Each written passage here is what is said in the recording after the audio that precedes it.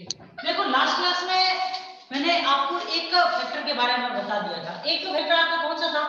एक फैक्टर जो आपके एटॉमिक स्कैटरिंग फैक्टर था उसके बारे में पढ़ा था, और उसके बाद में जो सेकंड फैक्टर जो कि टोटली आपके पास जो क्रिस्टल स्ट्रक्चर है उसके बारे में जो जानकारी प्राप्त की है, उसकी जो वैल्यू होगी उसका क्या मान होगा उसके बारे में पढ़ा था। मैंने देखो एटॉमिक स्कैटरिंग फैक्टर में तो एक एटॉम के पूरे के द्वारा जो उसके अंदर इलेक्ट्रॉन उपस्थित होते हैं उनकी स्कैटरिंग और एक इलेक्ट्रॉन की स्कैटरिंग का अनुपात होता है।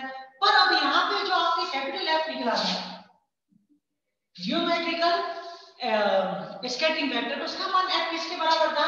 Amplitude of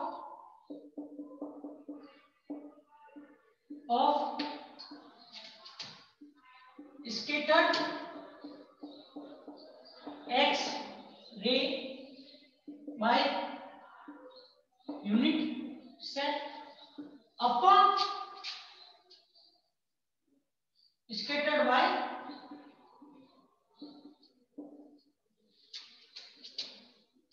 1 electron. ठीक है, इसका रेशियो जो है वो आपको किसको प्रदर्शित करेगा? F के मान को, कैपिटल F या आप ये बोल सकते हो, ये किसको प्रदर्शित करेगा? आपके जियोमेट्रिकल स्कैटरिंग फैक्टर।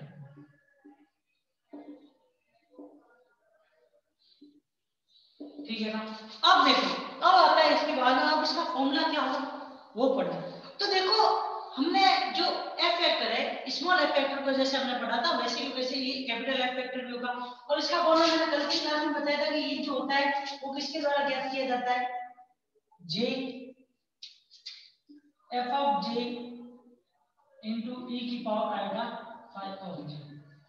अब यहाँ पे देखोगे ये 5 ऑफ जे आने का कारण क्या है?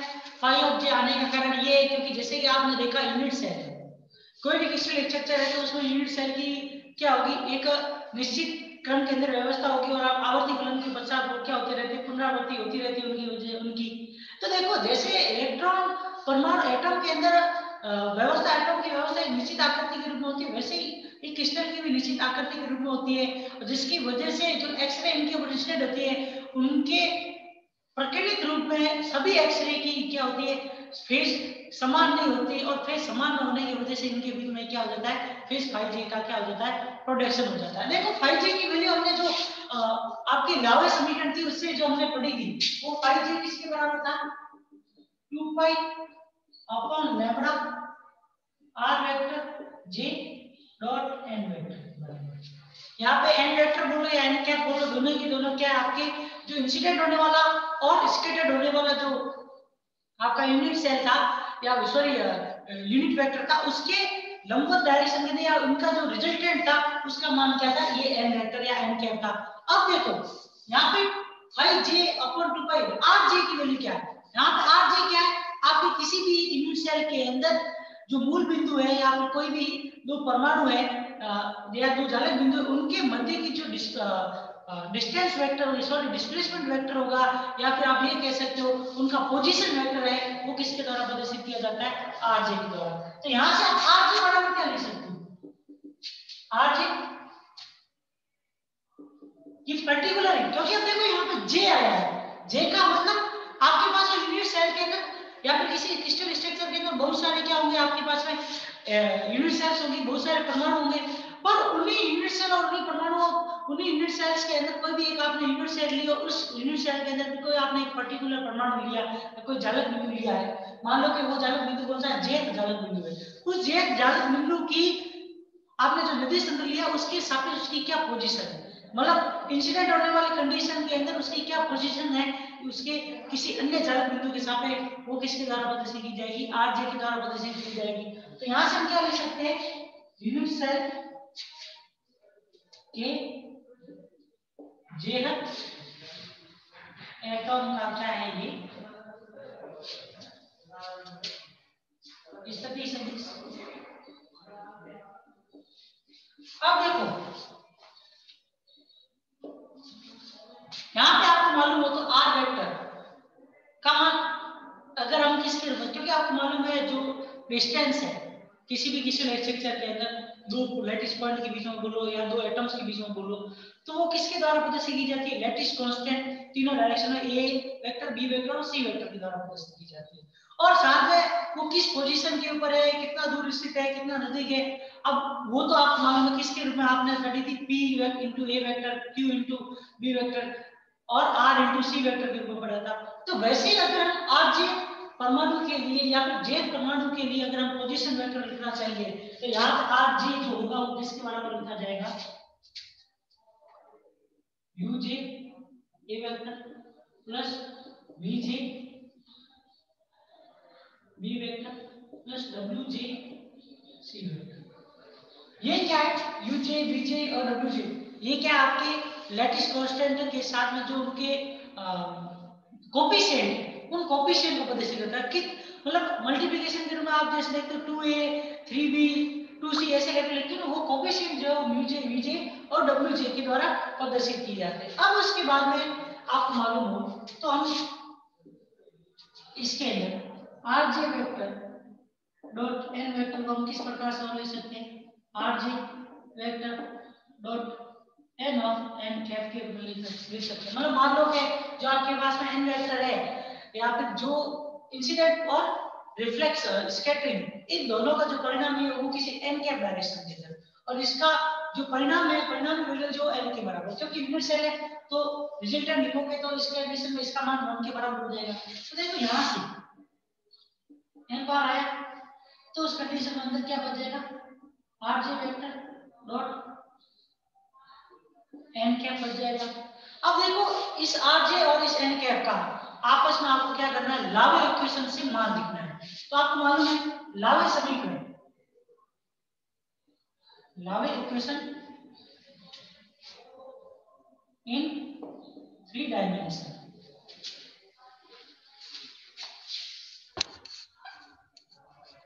ये फिर से अब देखो कुछ भी नहीं है, r j vector dot n cap बराबर r j vector dot n n cap. यहाँ पे जो ये एन कैप एन वेक्टर है इसकी कुछ ना कुछ मैथमेटिकल वैल्यू होगी वेक्टर के रूप में, वेक्टर के फॉर्मेट में। तो एन इसको एन एन कैप के रूप में ले सकते हैं। मान लो कि जो ये एन वेक्टर है रिजल्टेंट सदिश है, जो इंसिडेंट और स्कैटर्ड वेव का परिणाम, मतलब जिस दिशा में वेव इंसिडेंट हो रही है और जिस दिशा में स्कैटर्ड हो रही है, उन दोनों के अंदर आप देखोगे तो आपने क्या लिखा था?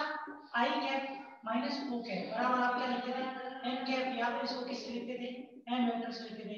ठीक है, ये जरूरी नहीं है कि यूनिट का सदिशों का जो डिफरेंस है या फिर इनका जो परिणाम है उससे हमेशा यूनिट से वेक्टर प्राप्त हो, उसकी वैल्यू कुछ और भी हो सकती है। तो मान लो कि अगर इसका परिणामी मान जो है अगर हम रिजल्टेंट के रूप में लिखेंगे ऐसे, तो ये किसके बराबर आए? एन के बराबर आए। और अगर इसको डायरेक्शन के रूप में लिखना चाहे तो इसकी डायरेक्शन अगर हम एन कैप मान लें तो उस कंडीशन के अंदर r j vector dot n n cap लिखेंगे। यहाँ पे एन तो इन दोनों मल्टीप्लिकेशन आप देखोगे डॉट प्रोडक्ट में एक कांस्टेंट वैल्यू है, इस वजह से ये एन क्या आ गया आपके बाहर आ गया। एन बाहर आ गया तो अंदर कांस्टेंट के अंदर क्या बच जाएगा? R j vector dot n cap के रूप में एक वैल्यू बच जाएगी अब आपके पास। अब देखो 3 डायमेंशन के अंदर आपको मालूम हो तो जब आपने लावे की इक्वेशंस लिखी थी, उस लावे की इक्वेशन में आर वेक्टर और एन वेक्टर की जो दो अलग अलग आपने वैल्यू निकाली थी वो क्या थी? 2 पाई अपॉन लैम्डा या sorry AH upon cos alpha, BH upon cos beta, CL upon cos gamma, इस तरीके से आपने वैल्यू लिखी थी। वैसे के वैसे तीनों ही पर्टिकुलर डायरेक्शन के अंदर अलग अलग 3 डायमेंशन हो तो x y और z तीनों ही मतलब x y और z तीनों डायरेक्शन में क्या होगा? इसका भी क्या होगा? अलग अलग मान होगा। अब देखो यहाँ से आर जे के मान किस में रखोगे? इस इक्वेशन में रखोगे। आर जे के मान जब इस इक्वेशन में तीन अलग अलग पर्टिकुलर डायरेक्शन के लिए लिखोगे, सबसे पहले तो किस डायरेक्शन में? एक्स एक्स में। ठीक है, एक्स एक्स में लिखोगे तो एक्स एक्स के लिए लिखोगे तो यहाँ से वैल्यू क्या लिखी जाएगी? एन कोष्ठक में u j a vector dot n cap लिखा जाएगा। ठीक है, और ये वैल्यू जो होगी वो किसके बराबर होगी? आपकी एच लैम्डा ऑफ जी। क्योंकि आपको मालूम हो तो ये वैल्यू जो आपने पहले भी पढ़ी थी जो कि किसके बराबर आ रही थी, जो ये n u j a vector dot n cap equals to h lambda के बराबर आती थी। मतलब वहां पे आपकी ए अपॉन एच, अगर हम ए अपॉन एच की जगह ओनली फॉर ए लेंगे तो वो दूसरी साइड में एच टू लेमड़ा के रूप में लिखा जाएगा, ये आपको ध्यान है। क्योंकि आपको मालूम हो तो जो पाई है उसका मान आप लिखते थे, या फिर जो ये फाई जे बराबर 2 pi upon lambda r j dot n vector के रूप में लिखो, तो वहां पे आप देखोगे तो आपने जो अधिकतम इंटेंसिटी है उसके लिए एक बार तो आपने क्या लिखा था, एन लैम्डा होता है उसका मान, और दूसरी कंडीशन आपने देखा था जो वैल्यू होती है वो किसके बराबर होती है, 2 पाई एन, मतलब फाई की वैल्यू 2 पाई एन के बराबर होती है। और दूसरी चीज ये है कि जो आपका पथांतर होता है अधिकतम इंटेंसिटी के लिए किसी भी वेव का पथांतर जो होता है वो क्या होता है, एन लैम्डा के बराबर होता है, ये चीज पड़ी थी। अब देखो एन दोनों तरफ से कट जाएगा तो एन का यूज करने से कोई मतलब नहीं, सीधी वैल्यू देखोगे तो एच लैम्डा यूजे के रूप में इसको लिखा जाएगा, क्योंकि यूजे इसमें अलग से मल्टीप्लिकेशन के रूप में है, और एन कैप अगर आप इस एन को अंदर की तरफ लोगे तो ए वेक्टर डॉट एन वेक्टर के रूप में लिखा जाएगा।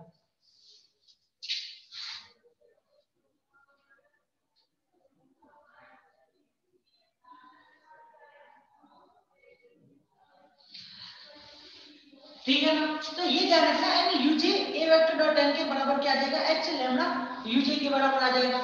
क्योंकि देखो ऐसी इक्वेशन जो हमने आपके लावे समीकरण के अंदर लिखी थी, तो लावे समीकरण में आपने देखा था r vector dot n vector या एन कैप जो था a upon h cos alpha के बराबर था, और उसके बाद आपने क्या किया था, इनमें दो इक्वेशनों का आपस में फाई के अंदर मान रखे आपस में कंपैरिजन किया था, तभी ये इक्वेशन प्राप्त हुई थी। अब देखो अब वापस आप अगर y अक्ष के अंदर से लिखोगे तो ये वैल्यू जो होगी एन वीजे क्वेश्चन में a vector dot sorry b vector dot n cap के बराबर होगी, जिसको आप किस प्रकार से लिखोगे, के लैम्डा ऑफ वीजे के रूप में लिखोगे। उसके बाद में जेड एक्स के अनुदिश जेड एक्स में लिखोगे तो एन डब्ल्यू जे क्वेश्चन में सी वेक्टर डॉट एन कैप जो किसके बराबर लिखा जाएगा, एल लैम्डा डब्ल्यू जे के बराबर लिखा जाएगा।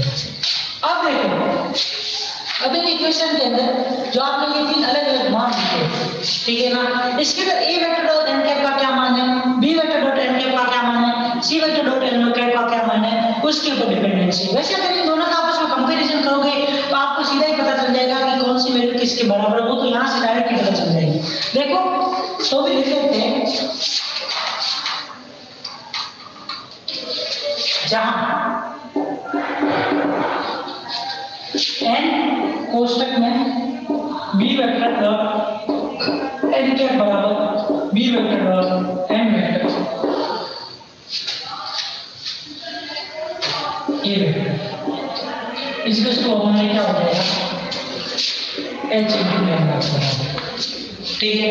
उसी तरीके से n कोष्टक में b vector dot n cap किसके बराबर है आपकी b vector dot n vector जो है किसके बराबर है, के लैम्डा। इसी तरह इस एन क्वेश्चन में सी वेक्टर डॉट एन कैप जो है वो क्या होगा, सी वेक्टर डॉट एन वेक्टर इसको क्या होता है आपके एल लैम्डा के बराबर होता है। बस चेंज इतना सा होगा कि ये यूजे इनकी मल्टीप्लिकेशन है वो भी इनके पीछे क्या आ जाएगा, मल्टीप्लिकेशन के रूप में आ जाएगा। पथांतर में आपको मालूम हो तो आज मैंने पहले बताया था कि जो r g vector dot n cap जो होता है वो किसको वजह से करता है, डेल्टा एक्स को, और डेल्टा एक्स जो होता है वो क्या है, पथांतर है। और कोई भी दो वेव या कोई भी वेव जो स्कैटरिंग करती है उस स्कैटर्ड वेव का पथांतर सबसे अधिकतम कब होता है, मतलब उस वेव की इसके इंटेंसिटी सबसे अधिकतम कब होगी, जब पथांतर का मान किसके बराबर हो, एन लैम्डा के बराबर, और एन बराबर लेने के लिए लैम्डा किसके बराबर आ जाएगा 1, तो यहां से इन सब की वैल्यू किसके बराबर आ जाएगी, लैम्डा इनटू एच के लैम्डा और सी लैम्डा के बराबर आ जाएगी। मतलब अगर आप यहां पे यूजे ए वेक्टर अपॉन एच लिखो, बीजे बी वेक्टर अपॉन के लिखो, डब्ल्यूजे वेक्टर सी अपॉन एल लिखोगे तो कोई वैल्यू नहीं पड़ेगा, कोई इफेक्ट नहीं पड़ेगा, क्योंकि यहां पे ये यूजे जो है वो किसके बराबर है, 1 अपॉन एच के बराबर है, बीजे जो है वो किसके बराबर है, 1 अपॉन के बराबर लिख सकते हो, डब्ल्यूजे जो है उसको 1 अपॉन एल के बराबर भी लिख सकते हो, उससे भी सॉल्यूशन हो सकता है। अब देखिए इसके अंदर आगे बढ़ेंगे, ठीक है। अब यहां से आपको इनकी वैल्यू पता चल गई, r vector dot n cap की वैल्यू आपको तीनों डायरेक्शन के अंदर पता चल गई। जब r vector dot n vector की तीनों डायरेक्शन के अंदर यहां से आपको वैल्यू मिल गई, इन तीनों को जोड़ोगे तब आपको r vector dot n vector का पूरा मान तीनों डायरेक्शन के अंदर मिल जाएगा, मतलब 3 डायमेंशन कन्वेंशनल रूप से इसकी वैल्यू मिल जाएगी, वो मान हम इसमें रखेंगे। तो उस कंडीशन में फाई का मान क्या प्राप्त होगा आपको, 2 पाई अपॉन लैम्डा कोष्टक h lambda uj plus k lambda vj plus l lambda wj के बराबर है। ठीक है, अब ये भी वैल्यू पता चलेगी। अब इसके बाद वैल्यू आती है आपके f की। फाई प्रथम फाई j का मान पता चल गया, कलांतर का मान पता चल गया। अब आपके आता है स्कैटरिंग फैक्टर का मान। स्कैटरिंग फैक्टर f बराबर क्या था आपकी, j f of j into 2 pi sorry e की पावर आएगा फाई j के बराबर। अब फाई j का मान इसमें रखेंगे, जब फाई j का मान इसमें रखेंगे f बराबर आपकी क्या इक्वेशन आएगी, j f of j exponential iota कोष्टक में 2 पाई अपॉन लैम्डा, अंदर क्या आ जाएगा आपके h lambda uj plus k lambda vj plus w lambda wj lambda l।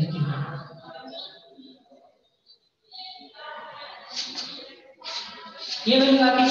अब देखो लैम्डा से लैम्डा तीनों में कट जाए, जब लैम्डा से लैम्डा तीनों में कट जाएगा तो इक्वेशन जो बचेगी वो इक्वेशन क्या होगी आपकी, f बराबर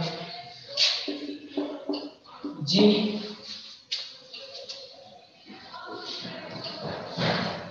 f ऑफ j एक्सपोनेंशियल कोष्टक में आएगा 2 पाई कोष्टक में h uj plus k vj plus w मतलब l wj। ठीक है ना, यहाँ पे इस f को हम किससे लिख सकते हैं, f ऑफ s इस तरीके से लिख सकते हैं। ठीक है ना, रिजल्ट है जहाँ पे आपकी डायमीटर जो s है जो कि वैल्यू किसके बराबर है, एक्सपोनेंशियल j की पावर आयोटा 2 पाई कोष्टक में h uj plus vj k plus wj l।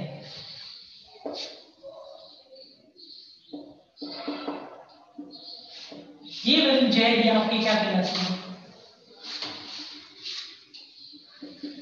इसके जियोमेट्रिकल जो रिलेटेड है वो किससे रिलेटेड है, यह ज्यामितीय संकीर्ण गुणांक से संबंधित है। ये आपको अब देखो पहले बता दिया यूजे वीजे और डब्ल्यूजे क्या है, पोजीशन फैक्टर है।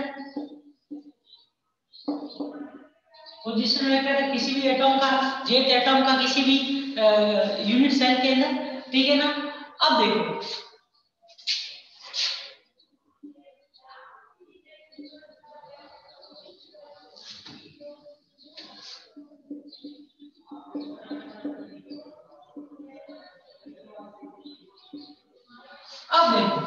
अगर मान लो जैसे कि आपने इस प्रॉब्लम में देखा एक एक्सेट है वाले, अगर सारे के सारे पूरे क्रिस्टल स्ट्रक्चर के अंदर जितने, अब देखो क्रिस्टल स्ट्रक्चर के अंदर एफजे कब आएगा, जब पूरे क्रिस्टल स्ट्रक्चर के अंदर एटम एक से ना हो।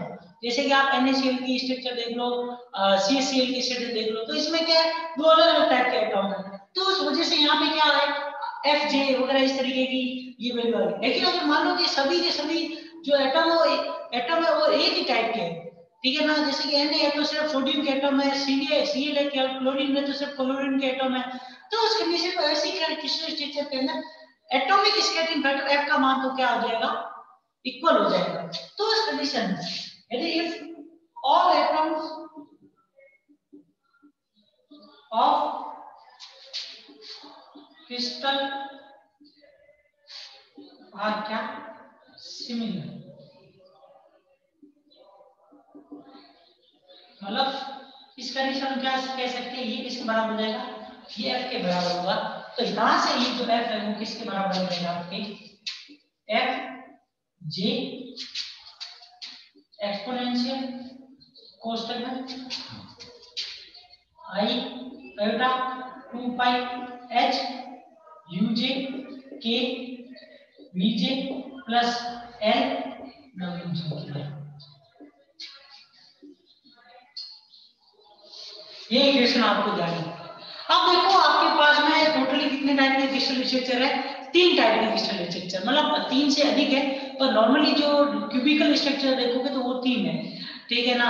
क्यूबिकल स्ट्रक्चर के अंदर जो 3 स्ट्रक्चर है वो simple cubic, body centre cubic और एफसीसी। इन तीनों के लिए इनकी ये जो एफ का मान है ये क्या होगा और एस की वैल्यू क्या होगी वो आपको मालूम है, मतलब जो ज्यामितीय प्रकीर्णन गुणांक से संबंधित जो फैक्टर है उसका क्या मान होगा वो आपको इसके अंदर पता होना चाहिए। तो देखो वो इसी के बारे में बातें हैं कि जो अगर हम 3 अलग अलग स्ट्रक्चर के लिए f की वैल्यू कैपिटल F की वैल्यू को कैलकुलेट करें तो उसकी इक्वेशन क्या प्राप्त होगी और उसके अंदर हम HCl की वैल्यू रख दें तो हमें क्या मिल जाएगा, किसी पर्टिकुलर तल के लिए ज्यामितीय प्रकीर्णन गुणांक के बारे में भी पता चल जाएगा। अब देखो सबसे पहले सिंपल क्यूबिक स्ट्रक्चर, देखो सिंपल क्यूबिक स्ट्रक्चर के अंदर आप देखोगे तो स्ट्रक्चर कैसी होती है, इस तरीके की होती है, इसमें सारे एटम किसके ऊपर होते हैं, कॉर्नर पे। अगर आप इसको क्या ले लो, किसी एक निर्देश तंत्र के अंदर ले लो और उस निर्देश तंत्र का मूल बिंदु के ऊपर किसी एक एटम को लोगे तो उसकी पोजीशन क्या होगी, 0 0, क्योंकि अब इसमें दूसरा कोई एटम नहीं है तो n का मान इसका हमेशा किसके बराबर होगा, एक ही एटम है, एक ही एटम है इसलिए n का मान क्या होगा 1। मतलब अब यहाँ पे देखोगे ना तो f के अंदर आपके एक j टर्म आ जाएगी, j मतलब j का मतलब आपके पास में क्या है ओनली फॉर 1, मतलब आपके पास में इस स्ट्रक्चर के अंदर ओनली फॉर एक टाइप का ही एटम मिलेगा। तो उस कंडीशन के अंदर यहाँ पे जो f की वैल्यू आएगी वो क्या होगी, अब देखो इसके अंदर मान लो uj vj और wj, इसका मान तो किसके बराबर हो जाएगा 0 0 0 के बराबर हो जाएगा, क्योंकि लैटिस आप देखोगे आपने किस बिंदु के ऊपर माना है, इसको मूल बिंदु पे माना है, इसलिए इसका मान क्या लेंगे 0 0। और अगर इसके मिलन निश्चित अगर HKL है तो उस कंडीशन के अंदर यहाँ पे स्टेटिक वेक्टर जो है f बराबर क्या आ जाएगा, f e की पावर आएगा 2 पाई उसके में 0h plus 0k plus 0n, इसलिए f बराबर क्या आ जाएगा आपके f into 1/2। मतलब सिंपल क्यूबिक स्ट्रक्चर के अंदर आपको ये ध्यान रखना है, सिंपल क्यूबिक क्रिस्टल स्ट्रक्चर के अंदर आपके ज्यामितीय प्रकीर्णन गुणांक जो होता है उसका मान किसके बराबर होता है 1 के बराबर, मतलब s जो होता है s का मान यहाँ पे क्या है 1 आ रहा है, मतलब आपके पास में जियोमेट्रिकल या फिर ये कह सकते हो ज्यामितीय प्रकीर्णन गुणांक जो होता है वो किसके बराबर होता है 1 के बराबर होता है। अब उसके बाद में सेकंड टाइप की जो क्रिस्टल स्ट्रक्चर है आपके पास में वो कौन सी है, BCC crystal. BCC crystal structure में ये ध्यान रखना नंबर ऑफ एटम कितने होते हैं 2 होते हैं। तो उस कंडीशन में ये जो एफ फैक्टर है आपके जो स्कैटरिंग का फैक्टर है, ठीक है ना, ये टोटल स्कैटरिंग का फैक्टर जो है उसके बाद में कितनी टर्म्स होगी 2 टर्म्स होगी। 2 टर्म्स कैसे, क्योंकि नंबर ऑफ एटम 2 है तो j की 2 अलग अलग मान प्राप्त होंगे, एक तो j1 और एक j2। Number 1 party number 1 atom में जो उसके लिए 1 हो जाएगा, नंबर 2 एटम में उसके लिए 2 हो जाएगा। अब देखो इसकी क्रिस्टल स्ट्रक्चर बना तो तब क्या होती है, इस तरीके की क्रिस्टल स्ट्रक्चर होती है, ठीक है। यहां जाकर इसको मूल बिंदु मान लो और पहला एटम ये, दूसरा एटम इसके अंदर यहां आपको मालूम हो तो कॉर्नर के ऊपर एक तो एटम होंगे और एक जहां पे एटम होगा एक उसके सेंटर के ऊपर होगा। तो सेंटर के ऊपर होगा तो इसकी यहां से ये डिस्टेंस कितनी मानी जाएगी 1/2, ठीक है ना। तीनों ही एक्सों के साथ आप देखोगे तो ये कितनी कितनी दूरी के ऊपर स्थित होगा 1/2 1/2 1/2 अक्स दूरी के ऊपर स्थित होगा। तो यहां से आप देखोगे तो फर्स्ट कॉर्नर वाला एटम जो है उस कॉर्नर वाले एटम की जो यूजे वीजे बेटा WJ के जो मान होंगे वो क्या होंगे 0 0 पर दूसरा जो एटम है सेंटर के ऊपर तो सेंटर एटम के जो वेक्टर होंगे म्यूजे बीजे डब्ल्यू जे का मान जो किसके बराबर होगा आपके 1/2 1/2 और 1/2 मतलब वो एकदम बॉडी के सेंटर के अंदर उपस्थित है। तो आप क्या करोगे तीनों पर्टिकुलर एक्स के सापेक्ष उसकी दूरी लिखोगे तो वो किसके रूप में लिखी जाएगी 1/2 1/2 1/2 उसके निर्देशांक लिखे जाएंगे। अब देखो आपको ये दो निर्देशांक मालूम है यूजे वीजे डब्ल्यूजे की इनकी वैल्यू मालूम है तो यहां से जो है आपके f का मान इसके बराबर आएगा f कोष्टक में 1 प्लस e की पावर आयोटा पाई कोष्टक में h plus k plus l की पावर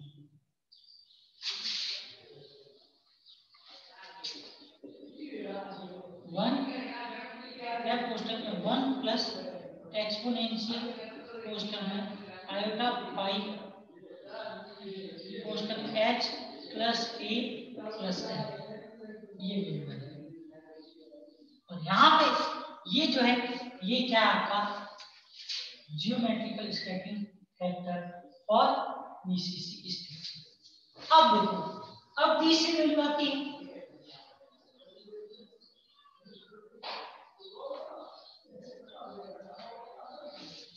तीसरी वैल्यू को अगर आप लिखोगे या तीसरी स्ट्रक्चर लोगे कौन सी आपका फेस स्टैंडर्ड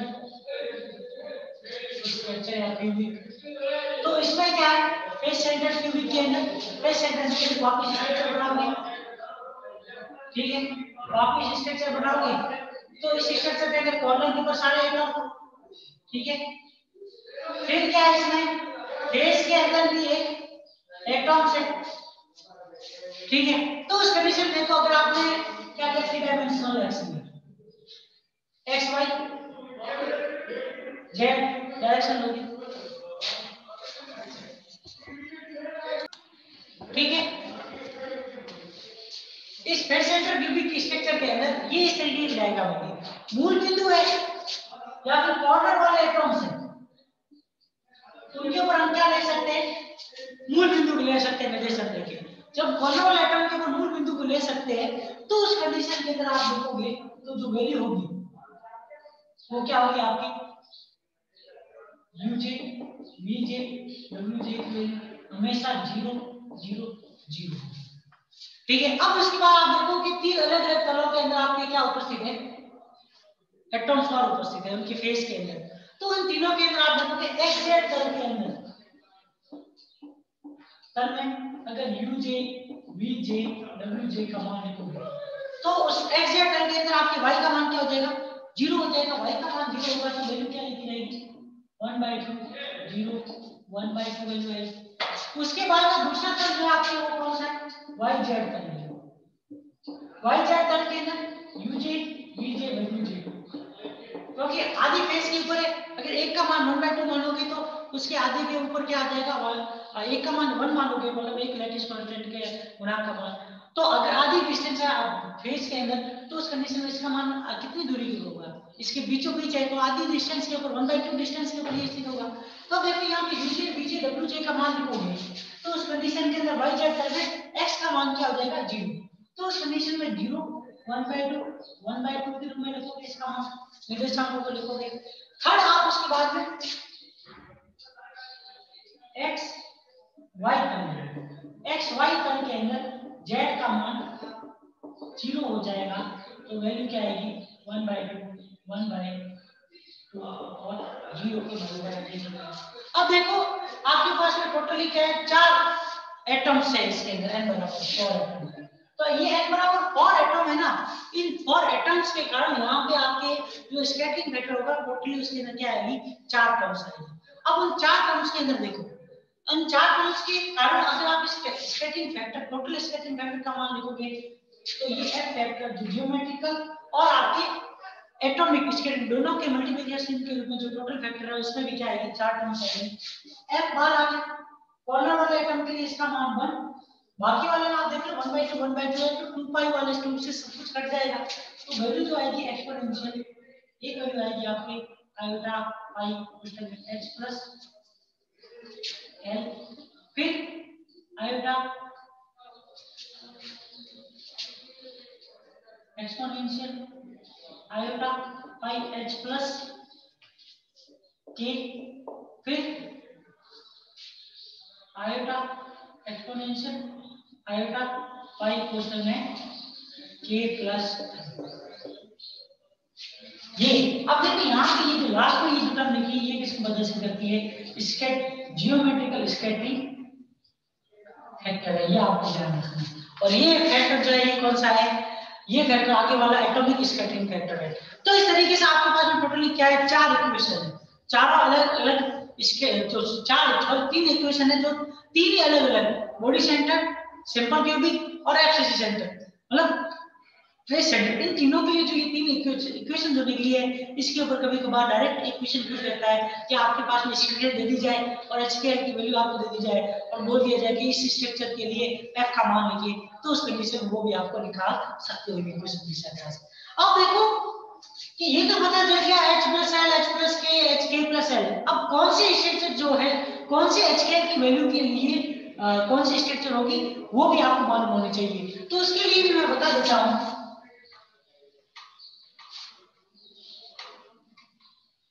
उसके लिए आपको ये ध्यान रखना है कि कोई भी आपके पास में क्या है,